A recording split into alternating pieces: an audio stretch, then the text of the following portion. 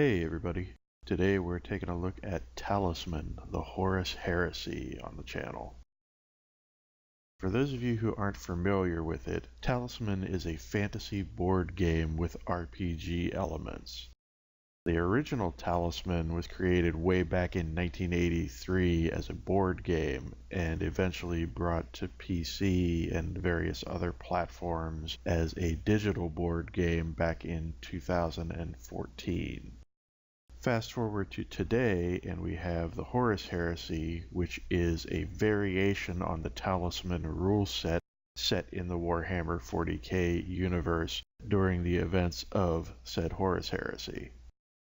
This is one of those games that's very difficult to summarize and boil down, as has become my way with these videos of late, but I'm going to do my best to sum up a few basic aspects of the gameplay, just to give folks who aren't already familiar with this series a sense of what is going on here. The basic premise involves selecting a hero character, or villain as the case may be, to travel around the board encountering special squares and drawing cards that allow you to level up various stats for said hero or villain.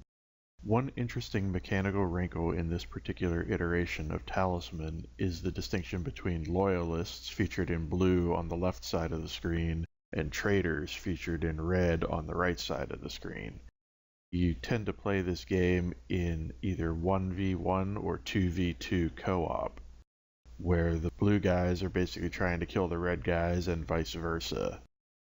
In fact, the ultimate goal of the game is for one of the two factions, either the Loyalists or the Traitors, to make their way to the center of the board and destroy the leader of the opposing faction to pave the way for their faction to take control of the galaxy. This opens up a really cool possibility in the Talisman universe, which is the idea of playing the game cooperatively with a friend against another team of two enemies, or frenemies, or whatever. I've actually had an opportunity to play through a bit of the game in co-op with a buddy, and it seems to work pretty well for the most part, although I've only completed the game in single player thus far. In fact, what you're seeing here is the footage from the end of my first single player game, so you'll notice that my character is slowly making his way toward the center of the board to try to win the game. So I've racked my brain for a bit about the best way to convey all the various details and nuances and minutiae in this game to you folks. And the bottom line to it is, a video like this is really not the proper venue for doing that sort of thing. I'd most likely have to do something similar to my How to Talisman series that I did for the previous game, that really goes in depth and in detail into all the various mechanical wrinkles and facets of how this game actually works. So for our purposes here today, I'm just going to let you guys know what I think after having played through a complete single player game and a good chunk of a cooperative multiplayer game of this. The bottom line for me is that I think this is a very worthy and worthwhile successor and continuation to the original Talisman. I like a lot of things that they've done here in terms of reworking the way that the various statistics for the characters are used in the gameplay, modifying the general flow and composition of the board to make it a little more dynamic and interesting, and stepping up the overall presentation and artistic flourishes and embellishments that you see in the way the game is represented. In particular, the animations and audio in this game are just top-notch and really go a long way toward justifying the game's $25 asking price.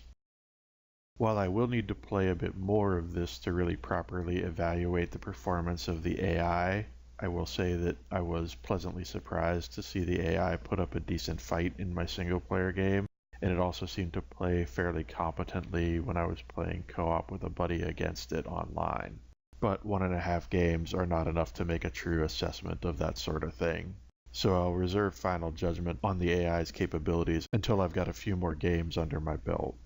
For those of you who are experienced Talisman players, I will say there is a bit of a learning curve associated with this game. Not so much because it's fundamentally all that different from the previous game, but because things are just different enough to throw your brain off if you're hardwired into the way Talisman used to work. You may find yourself scratching your head or wondering exactly what is going on for the first 20 minutes or so, but thanks to some well-written and conveniently timed tooltips, you shouldn't have too much trouble acclimating yourself to the changes and additions in this game. Speaking of the tooltips, I would recommend checking out the game in single player for at least a little bit before you jump into online multiplayer, as the person I was playing with indicated that said tooltips don't appear if you jump straight into multiplayer. All things considered, I'm pretty happy with the Horus Heresy based on what I've seen of it thus far. I definitely feel like it was a worthwhile purchase, and I absolutely see myself getting my money's worth out of this game, and spending many hours exploring all that it has to offer. As always, if you have enjoyed this video, be sure to hit that like button. If you want to see more videos from me in the future, be sure to hit subscribe, and I will see you next time.